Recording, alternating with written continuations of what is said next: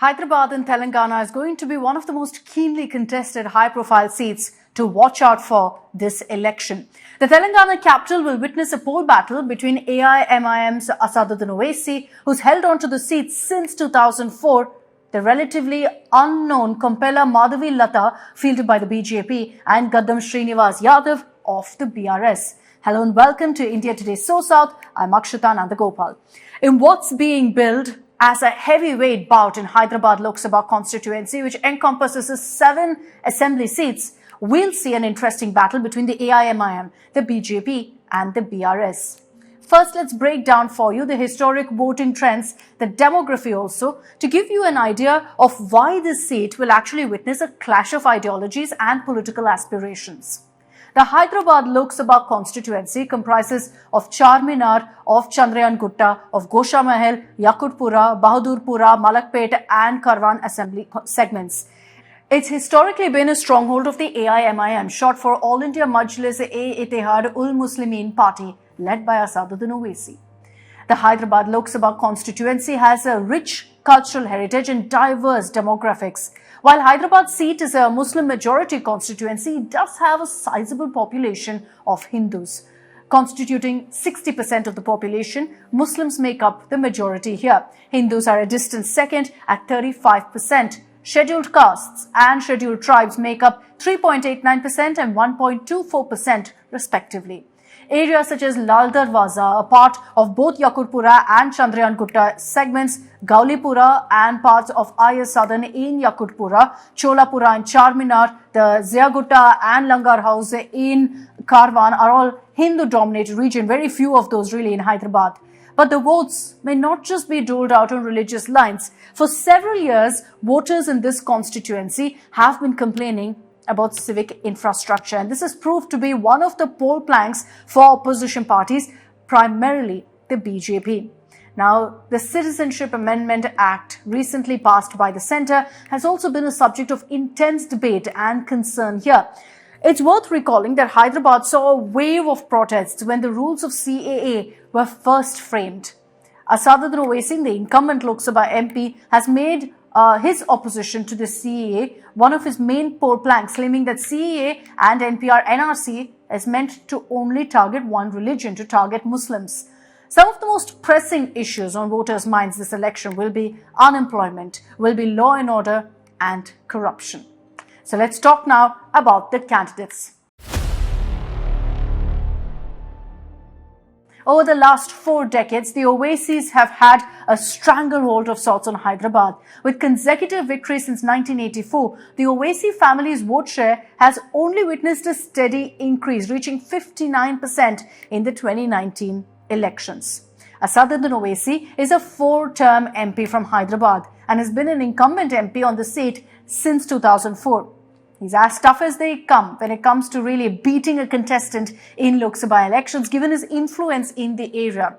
And the reason I say this is because in the 2019 elections, he'd actually defeated the BJP's Bhagwant Rao Pawar by a massive margin. I'm talking about 2.82 lakh votes. Owaisi has also retained large victory margins in the seat, where he's beaten his opponent by over 2 lakh votes every Lok Sabha election. So anti-incumbency, what's that? It's never really had any impact on Owaisi. Alright, so taking him on in a bid to disrupt the Owaisi's raid over Hyderabad, which, like I said, he's been winning since 2004, is the BJP, which has nominated a first-time woman candidate. There's a lot of talk about her, Dr. Madhavi Latha. The BJP replaced party veteran Bhagwant Rao Pawar, who had been its candidate from the seat in the 2014 and the 2019 Lok Sabha polls. He obviously didn't taste success, so in comes Madhavi Latha. Known for her fiery speeches, being a crusader for human rights, Latha has hit the ground running, raking up several issues in the old city area, largely to target Owaisi. She's a businesswoman. She's also a Bharatanatyam dancer, a one-time NCC cadet. It's been learned that she runs a Goshala, regularly gives talks on Hindutva, on Indian culture in schools and colleges. But what the BJP would really be looking to build on is her image as a staunch Hindu, which could help the Saffron party gain considerably in the Hindu pockets of the Muslim-dominated constituency, details of which I'd given you earlier in this video. Madhavi Latha is a local. She's grown up in a middle-class family in Santosh Nagar colony in the Yakutpura area of Hyderabad. She's had a long-term association with the RSS. She's campaigned extensively in the area against issues like triple talaq, which could actually help her gain the confidence of women voters who are looking for an alternative to the AIMIM. So it's going to be an interesting battle because, as you can see, Owaisi and Dr. Madhavi Latha are two polar opposites.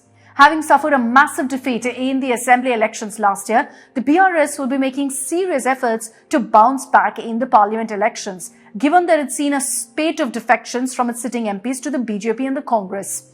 Now, in the 2019 Lok Sabha elections, the BRS won 9 out of the 17 seats, but this time they'll need a heroic feat of sorts to replicate such numbers. The BRS, therefore, has fielded 54-year-old Srinivas Yadav. He's a prominent educationist and a social activist from Gosha Mahal. He served as chairman of the City Granthalaya Samastha in Hyderabad during former CM of undivided Andhra Pradesh Y.S. Rajshekhar Reddy's term. In the recent assembly elections, he'd aspired for the Gosha Mahal assembly ticket from where he hails to contest, and he wanted to take on BJP heavyweight T. Raja Singh. Srinivas Yadav has also been an active leader of the BRS since the Telangana state formation. Now, the BRS leader has said that his campaign will revolve around development of Old City and that there's going to be no room for hate or religion politics. The battle for the Hyderabad Lok Sabha seat will no doubt be a very, very interesting and compelling one. The BRS struggling for survival, given that it's combating a spate of defections from the party. The Hyderabad seat might well turn out to be a two-horse race, and like I said, of two polar opposites.